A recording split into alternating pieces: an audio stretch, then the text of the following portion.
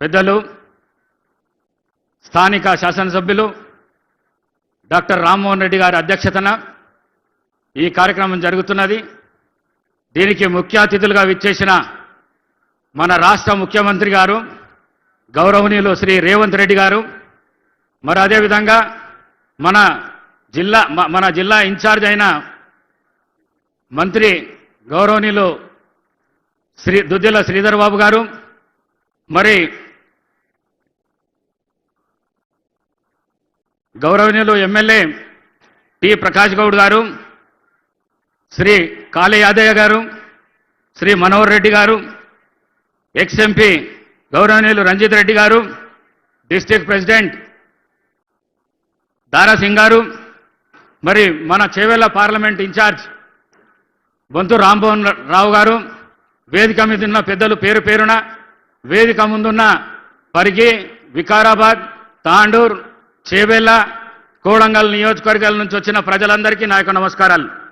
అదేవిధంగా పత్రికా మిత్రులకు, మీడియా మిత్రులకు కూడా నా యొక్క నమస్కారాలు. తెలంగాణ రాష్ట్రంలో మున్సిపాలిటీ ఎన్నికలు జరగబోతున్నాయి. ఈ నెల 11వ తారీఖు ఎన్నికలు జరుగుతున్న సందర్భంగా మీ అందరికీ నేను ఒకటే రిక్వెస్ట్ చేస్తున్నా. ప్రభుత్వం కాంగ్రెస్ ప్రభుత్వం ఉన్నది, ముఖ్యమంత్రి శ్రీ రేవంత్ రెడ్డి గారి ఆధ్వర్యాన నడుస్తున్నది. మరి వారికి సపోర్ట్గా ఉండాలంటే తప్పకుండా అన్ని మున్సిపాలిటీస్, మన జిల్లాలోనే కాకుండా తెలంగాణలో ఉన్న అన్ని మున్సిపాలిటీస్ వారికి చేయూతనియాలంటే భారీ మెజార్టీతోని చైర్మన్, వైస్ చైర్మన్, అందరి కౌన్సిలర్లను అధిక మెజార్టీతో గెలిపించుకొని చరిత్ర సృష్టించాలని మీ అందరితో వేడుకుంటున్నాను. మరి అదేవిధంగా వికారాబాద్, తాండూర్, పరిగి, కోడంగల్, చేవెళ్ల నియోజకవర్గాలకు సంబంధించిన మున్సిపాలిటీస్లో కూడా ఎమ్మెల్యేలు కూడా కాంగ్రెస్కు సంబంధించిన ఎమ్మెల్యేలు ఉన్నారు కాబట్టి, కాంగ్రెస్ ప్రభుత్వం ఉన్నది కాబట్టి, కాంగ్రెస్ ముఖ్యమంత్రి గారు ఉన్నారు కాబట్టి, మరి ఆ విధంగా చైర్మన్ను, కౌన్సిలర్లను, మనోళ్ళను గెలిపించుకుంటే అభివృద్ధి చాలా పెద్ద ఎత్తున అవుతుందని చెప్పేసి అందరూ గ్రహించాలని మరొకసారి మీ అందరికీ తెలియజేసుకుంటున్నాను. మరి మీ అందరికీ తెలపవలసిన విషయం ఏంటంటే 10 ఏళ్ళు పరిపాలన చేసిన ఇంతకుముందున్న ప్రభుత్వం ఏదైతున్నదో అది ఈ రాష్ట్రం లోపల ఆర్థిక సంక్షోభాన్ని సృష్టించిపోయింది. కానీ ప్రజాప్రభుత్వం, ఈ రాష్ట్ర ముఖ్యమంత్రి డైనామిక్ లీడర్షిప్ లోపల రాష్ట్ర ముఖ్యమంత్రి రేవంత్ రెడ్డి వచ్చిన తర్వాత దాన్ని గాడిలో పెట్టడానికి 2-2.5 ఏళ్ళు, ఇంకా 6 నెలల టైం పడుతున్నది. నెల 6,500 కోట్ల మిత్తి కడుతున్నది ఈ ప్రభుత్వం. మరి కట్టుకుంటేనే ఒక దిక్కు అభివృద్ధి కార్యక్రమాలు, ఒక దిక్కు సంక్షేమ కార్యక్రమాలు ముంగల్కి తీసుకుపోతున్న సందర్భం. చాలా మట్టుకు ప్రజలకు ఇచ్చిన వాగ్దానాలన్నింటినీ ఒకటిగా తీర్చుకుంటూ పోతున్నారు. ఇంకా కొన్ని ఉన్నాయి ఇంపార్టెంట్వి, అవి ఒక 6 నెలలు, ఏడాది లోపల ఏదైతే ఈ ఆర్థికం ఒక లైన్లో పడ్డాక అవి కూడా ఇచ్చే కార్యక్రమం తప్పకుండా ఈ రాష్ట్ర ప్రభుత్వం చేస్తుంది, మన రాష్ట్ర ముఖ్యమంత్రి గారు చేస్తారని చెప్పేసి మీ అందరితో మనవి చేసుకుంటున్నాను. మరి ముఖ్యంగా సార్, మా వికారాబాద్ ప్రాంతానికి చాలా అన్యాయం జరిగింది. స్వర్గీయ రాజశేఖర్ రెడ్డి గారు ఉన్నప్పుడు ప్రాణహిత చేవెళ్ల దాకా తీసుకొచ్చి తాండూరు, వికారాబాద్, పరిగి ప్రాంతానికి వారు ఒప్పుకున్నారు, నీళ్ళు ఇస్తామని ఒప్పుకున్నారు. వికారాబాద్ నియోజకవర్గంలో కూడా 300 కోట్ల పని నడిచింది. మరి చేవెళ్ల నియోజకవర్గంలో 1000 కోట్ల పని నడిచింది. మళ్ళీ నడిచినాక కూడా ఇంతకుముందున్న ప్రభుత్వం మాకు నీళ్ళు రాకుండా చేసింది, ఆ పాపం వాళ్ళకి తగులుతుందని చెప్పేసి తెలియజేస్తూ, మరి దాన్ని మీరు మళ్ళొకసారి పునరాలోచించి దాన్ని మళ్ళా చేవెళ్ల దాకా తెచ్చి మాకు నీళ్ళు అందించే కార్యక్రమాన్ని మీరు చేపట్టాలని నేను మనవి చేస్తున్నాను. అదేవిధంగా పాలమూరు రంగారెడ్డి సార్, ఇది పాలమూరు రంగారెడ్డి, దీని ఒక చరిత్ర ఉన్నది సార్.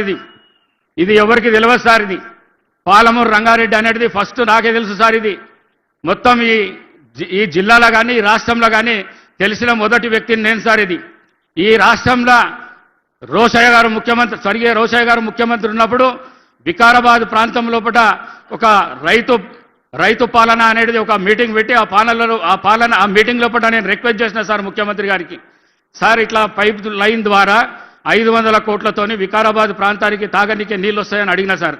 అడగంగానే ఆయన ఇమీడియట్గా దాన్ని ఒప్పుకొని సర్వేకు ఆర్డర్ వేసిండు. దాని తర్వాత రంగారెడ్డి జిల్లాలో ఉన్న రిటైర్ ఇంజనీరింగ్ ఫోరం వాళ్ళు వచ్చి మా దగ్గర పవర్ పాయింట్ ప్రెజెంటేషన్ ఉన్నది, దీని మొత్తం కథ చరిత్ర అంతా తెలుసు అన్నాక మన మాజీ ముఖ్యమంత్రి గారు శ్రీ చెన్నారెడ్డి గారి పెద్ద కొడుకు రవీందర్ రెడ్డి గారి నేతృత్వంలో వాళ్ళ ఇంట్లో పవర్ పాయింట్ ప్రెజెంటేషన్ ఇచ్చిన తర్వాత మరి మాజీ ముఖ్యమంత్రి కిరణ్ కుమార్ రెడ్డికి చూపించిన తర్వాత 7 కోట్ల రూపాయలు దానికి సర్వే కోసం ఇచ్చింది సార్, డిపిఆర్ కోసం. అయితే దాని ప్లానింగ్ వేరే ఉన్నా సార్.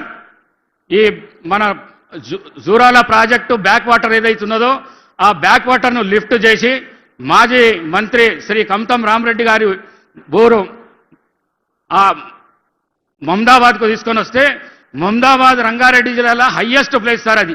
ఆడికి లిఫ్ట్ ద్వారా తీసుకొచ్చి ఆడికెళ్ళి గ్రావిటీ ద్వారా రంగారెడ్డి జిల్లా మొత్తము, మహబూబ్ నగర్ జిల్లా కొంత ప్రాంతము, నల్గొండ జిల్లా కొంత ప్రాంతము నీళ్లు, తాగునీరు, సాగునీరు ప్రవహించే ఆస్కారం ఉండే సార్. కానీ ఇంతకుముందున్న ప్రభుత్వ పెద్దలు దాన్ని మొత్తం తీసేసి ఆ బ్యాక్ వాటర్ తీసేసి చక్కగా శ్రీశైలం తీసుకుపోయి చేసిండు సార్. ఆ నీళ్లు కూడా మాకు రాకుండా చేసిండు సార్. ఆ పాపం కూడా వాళ్ళకి తగులుతుంది సార్. దాన్ని కూడా పునరాలోచించి మీరు మాకు వికారాబాద్ వచ్చి ఈ నీళ్లు ఆ నీళ్లు తీసుకొని వస్తే మా 3 నియోజకవర్గాలు సస్యశ్యామలం అవుతాయి సార్. మా రైతులు వర్షాల మీద పంటలు పండించుకుంటా బాధలో ఉన్నారు సార్. ఇదొకటి మీరు ఆలోచించవలసిన విషయం ఉన్నది సార్. అట్లనే మాకు అనంతగిరి హిల్స్కు టూరిజం డెవలప్మెంట్ కోసము 1000 కోట్లతో ఎంఓయూ చేసింది సార్ మేఘా కృష్ణారెడ్డి కంపెనీతోని. అది త్వరగా ప్రారంభించేటట్టు కొద్దిగా ప్రయత్నం చేస్తే అది ముందరికి సాగుతుంది సార్. అట్లనే మీరు ఒక మొన్న బ్రహ్మాండమైన విషయం చెప్పారు సార్ నాకు, మహేందర్ రెడ్డి గారి ఫ్యాక్టరీ ఓపెనింగ్ రోజు. స్పీకర్ సార్, మీ అనంతగిరి గుట్టను టెంపుల్ టూరిజంగా డెవలప్ చేస్తా, నేను చాలా పెద్ద ఎత్తున చేస్తా అని చెప్పింది సార్. అది తప్పకుండా చేయాలని మీతో కోరుకుంటున్నా సార్. టెంపుల్ టూరిజం అంటే చాలా పెద్ద విషయం సార్. అది కోట్లాది రూపాయలతో కూడుకున్న విషయం సార్. మరి ఇప్పుడు కష్టాలల్లో రాష్ట్ర ప్రభుత్వం ఉన్నా కూడా మాకు ఇంత పెద్ద మాట ఇచ్చినందుకు మీరు మరొకసారి మీకు ధన్యవాదాలు తెలుపుకుంటున్నాను సార్. అట్లనే తమిళనాడులో ఉన్న సద్గురు జగ్గి వాసుదేవ్ గారు మన తెలంగాణ ప్రాంతానికి వస్తున్నారని తెలిసింది సార్. ఆ విషయం కూడా మీరు చెప్పాను సార్. మీరు షాబాద్ లోపల ఇస్తామంటున్నారు.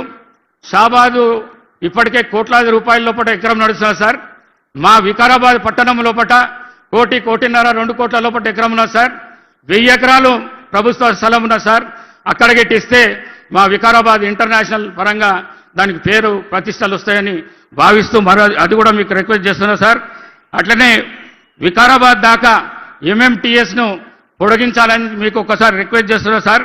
అట్లనే ఇందిరమ్మ హౌజెస్ అందరికీ ఎమ్మెల్యేలకు 3500 ఇస్తున్నారు సార్. నన్ను అన్ని పార్టీలు కలిసి మీతో పాటు నన్ను స్పీకర్ చేసింది సార్. 300-5,000కు సార్ 3,500కు బదులు ఒక 5,000 ఇండ్లు ఇవ్వాలని చెప్పేసి మీతో రిక్వెస్ట్ చేస్తున్నా సార్. ఏడాదికి 5,000 ఇండ్లు. మరి అదేవిధంగా సార్ వికారాబాద్ చుట్టూ ఒక ఓఆర్ఆర్ డిపిఆర్ తయారు చేసి నేను ఇచ్చినా సార్. దాన్ని కూడా మీరు తప్పకుండా మాకు వికారాబాద్ ప్రాంతానికి ఒక ఓఆర్ఆర్ ఇవ్వాలని చెప్పేసి తెలియజేసుకుంటూ సార్, నేను టెక్స్టైల్ మంత్రిగా ఉన్నప్పుడు వికారాబాద్ ప్రాంతానికి 2 టెక్స్టైల్ పార్కులు తీసుకురావడానికి ప్రయత్నం చేశాను సార్. దాని తర్వాత ఈ తెలంగాణ మూవ్మెంట్ వచ్చింది. దాని తర్వాత మేము గెలవలేకపోయినాం సార్. ఇప్పుడు అది నా మనసులో ఉన్న సార్. ఒక టెక్స్టైల్ పార్క్ వికారాబాద్ ప్రాంతానికి నేను ప్రపోజల్ మొత్తం తయారు చేస్తున్నా సార్. ఆ ప్రపోజల్ను కొద్దిగా మీ దృష్టికి తీసుకొస్తా. ఆ టెక్స్టైల్ పార్క్ మాకు ఇవ్వాలని చెప్పేసి కోరుకుంటూ మరొక్కసారి ఇక్కడ వచ్చిన జనాలు మీరందరూ అనుకుంటే ఈ 4 నియోజకవర్గాల లోపల తప్పకుండా అన్ని మున్సిపాలిటీస్ కైవాసం చేసుకుంటామనే ఆశాభావం నేను వ్యక్తం చేస్తూ సెలవు తీసుకుంటున్నా sir. Thank you very much. Thank you. గౌరవ స్పీకర్ గారు, పవిత్ర అసెంబ్లీని చాలా చక్కగా నిర్వహిస్తున్నటువంటి స్పీకర్ గారికి ధన్యవాదాలు తెలియజేస్తూ, మనం ఎప్పటి నుంచో ఎదురు చూస్తున్నటువంటి మన ముఖ్య అతిథి, మన తెలంగాణ ప్రజల యొక్క ఆశల గురించి పనిచేస్తున్నటువంటి వ్యక్తి మన గౌరవ ముఖ్యమంత్రి రేవంత్ రెడ్డి గారిని మాట్లాడాల్సిందిగా కోరుతున్నాం.